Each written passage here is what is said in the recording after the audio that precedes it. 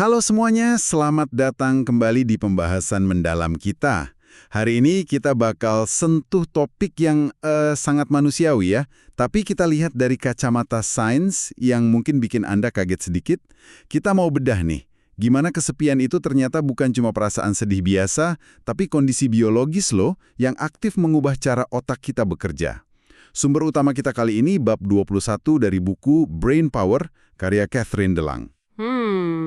Nah, misi kita hari ini, coba pahami sains di balik kesepian, efeknya ke kesehatan fisik, mental, terutama otak kita ya, dan apa sih yang bisa kita pelajari dari sini? Anda mungkin mikirnya, ya ampun, kesepian ya cuma soal ngerasa sendiri aja. Tapi, dampaknya ternyata dalam banget, sampai ke cara kerja sirkuit otak. Iya, betul sekali Anda angkat ini. Kerangka dasarnya memang menarik banget. Kesepian itu intinya bukan soal berapa banyak teman di kontak HP Anda kan? Lebih mirip katakanlah sinyal biologis kuno gitu, warisan evolusi kita. Sinyal biologis ya? Betul. Dan penting banget dari awal kita bedain antara kondisi fisik sendirian, itu namanya isolasi sosial, sama perasaan subjektif merasa kesepian. Nah, yang jadi fokus di bab 21 ini ya respon fisiologisnya itu yang bisa diukur, bukan sekedar emosi naik turun. Ini cara tubuh kasih tahu kita ada kebutuhan dasar nih, kebutuhan koneksi sosial yang belum ketemu. Oke. Ini jadi menarik. Bab 21 di Brain Power ini langsung gaspol ya, menekankan bedanya itu. Jadi, kesepian itu persepsi kita. Rasa subjektif kalau hubungan sosial kita tuh kok kayaknya nggak sesuai sama yang kita mau atau harapkan. Bukan cuma soal fakta Anda tinggal sendiri atau temannya cuma sedikit. Banyak kok orang hidup sendiri tapi happy, merasa terhubung. Sebaliknya ada yang dikelilingi banyak orang tapi ya ampun rasanya asing banget. Jadi ini soal kualitas koneksi yang dirasakan ya, bukan jumlahnya. Tepat sekali. Yang menarik di sini tuh, kesepian itu intinya adalah adanya gap, ada jurang antara ekspektasi sosial kita, kebutuhan bawaan kita untuk nyambung sama orang lain, dan realitas hubungan yang kita punya sekarang. Bisa aja Anda lagi di pesta rame banget, tapi kalau nggak ada satupun interaksi yang bikin Anda merasa nyambung atau dihargai, ya rasa sepi itu bisa muncul. Ini pengalaman internal banget, gimana kita merasa soal hubungan kita, bukan sekedar status fisiknya terisolasi atau enggak. Kalau gitu agak aneh ya. Kenapa evolusi malah membekali kita dengan perasaan nggak enak begini? Rasanya kok kontraproduktif? Apa sih tujuannya? Nah ini dia nih, disinilah gagasannya mendiang John Cacioppo. Dia ini pionir banget dalam riset kesepian. Jadi relevan. Teorinya bilang kesepian itu fungsinya mirip sistem peringatan biologis dasar. Kayak asa lapar atau haus gitu loh. Oh, oke. Lapar kan mendorong kita cari makan biar hidup. Haus ya cari minum. Nah, menurut Cacioppo, rasa nggak nyaman, nusuk gitu, dari kesepian ini punya tujuan evolusi yang sama. Mendorong nenek moyang kita dulu buat balik lagi ke sukunya, ke kelompok sosialnya. Jadi semacam alarm biologis gitu, biar nggak misah dari rombongan. Persis. Coba bayangkan situasi nenek moyang kita zaman dulu. Sendirian di alam liar itu kan, wah bahaya banget. Gampang jadi mangsa predator atau sulit cari makan sendiri. Iya juga ya. Kalau terpisah dari kelompok, peluang buat bertahan hidup dan punya keturunan itu turun drastis. Jadi perasaan gak enak karena terisolasi itu fungsinya kayak alarm internal yang kuat yang maksa individu buat cari lagi keamanan dukungan kerjasama di dalam kelompok. Itu mekanisme bertahan hidup yang krusial banget pada masanya. Masuk akal sih, kalau dilihat dari sudut pandang evolusi. Tapi ya itu tadi, alarm yang sama di zaman modern kita ini kok kayaknya dampaknya beda ya. Dan bikin khawatir. Buku ini malah bilang klaimnya cukup keras.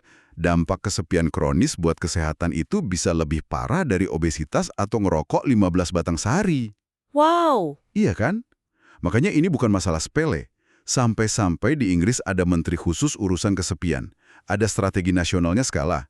Disebut juga kaitannya kuat sama risiko penyakit jantung, stroke, bahkan demensia kayak Alzheimer. Dampaknya memang signifikan. Dan ada dasar fisiologisnya yang jelas. Salah satu mekanisme kunci yang paling banyak dibahas di bab 21 itu adalah peradangan. Inflamasi kronis tingkat rendah. Inflamasi, peradangan ya? Iya, cara kerjanya gini. Tubuh orang yang merasa kesepian itu cenderung kejebak dalam mode waspada terus-terusan.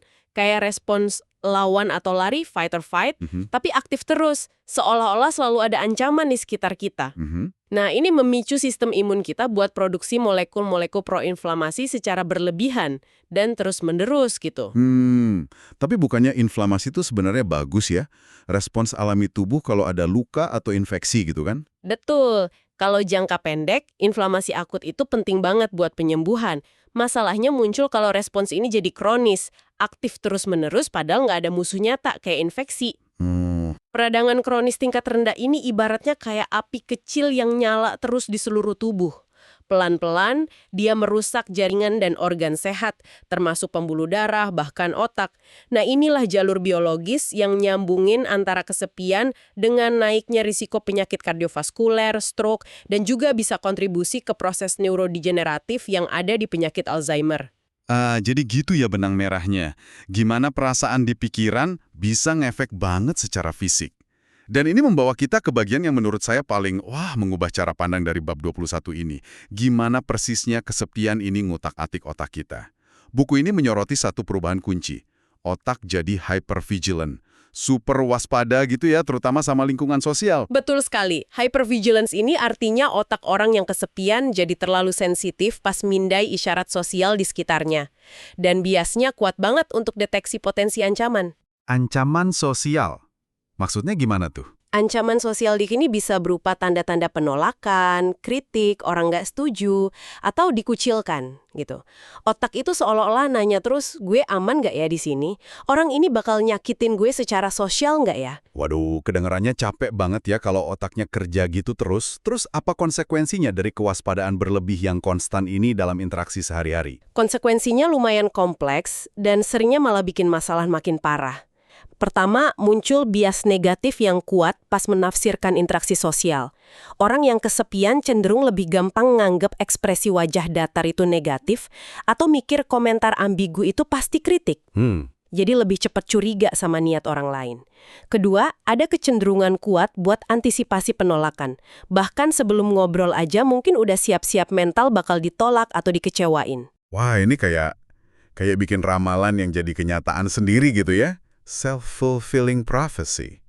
Kalau kita udah masuk ke obrolan dengan mikir bakal ditolak, ya mungkin jadi kaku, defensif, atau malah narik diri duluan. Tepat, itu dia. Kewaspadaan berlebih dan antisipasi negatif ini mendorong perilaku protektif.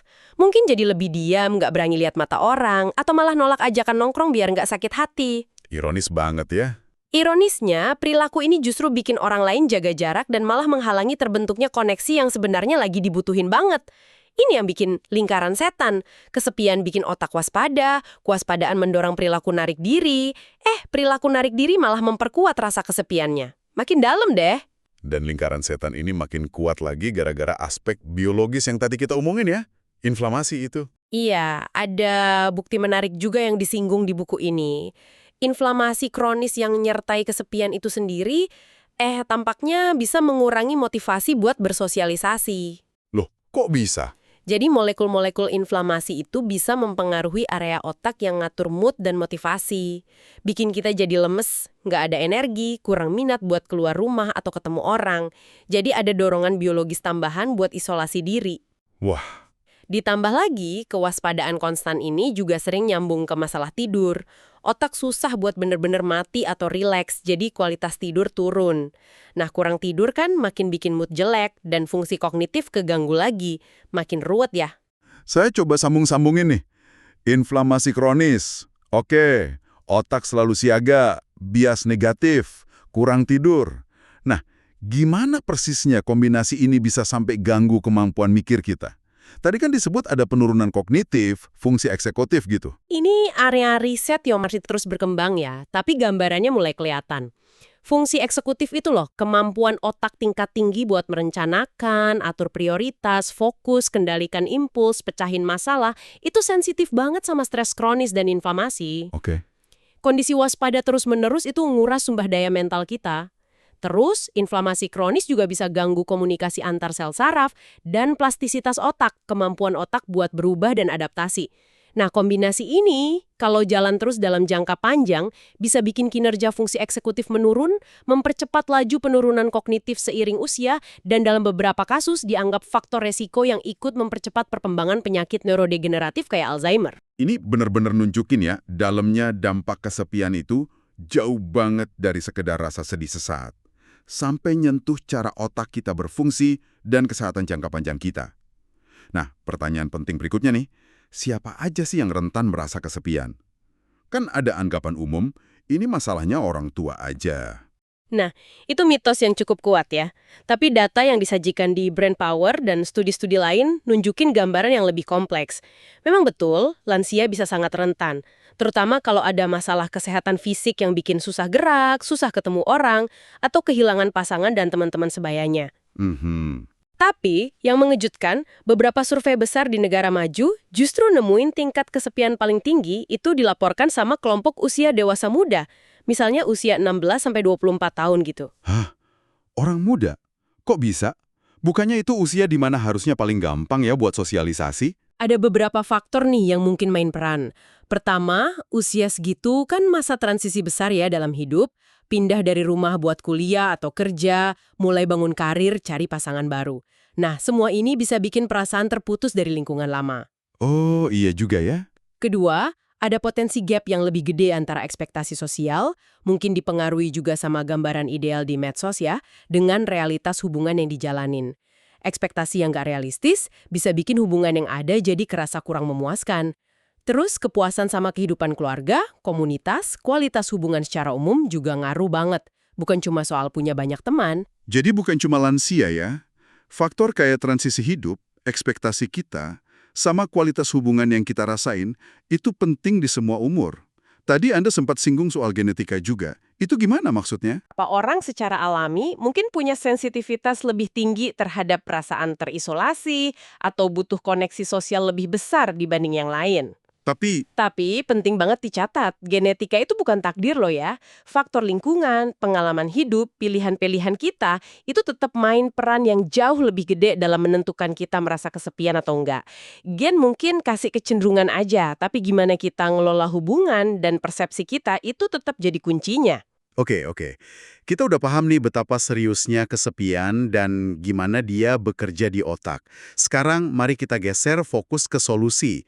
Bab 21 ini kan menekanin banget kalau jalan keluarnya tuh nggak sesimpel, ya udah cari teman baru aja atau nambah follower di medsos.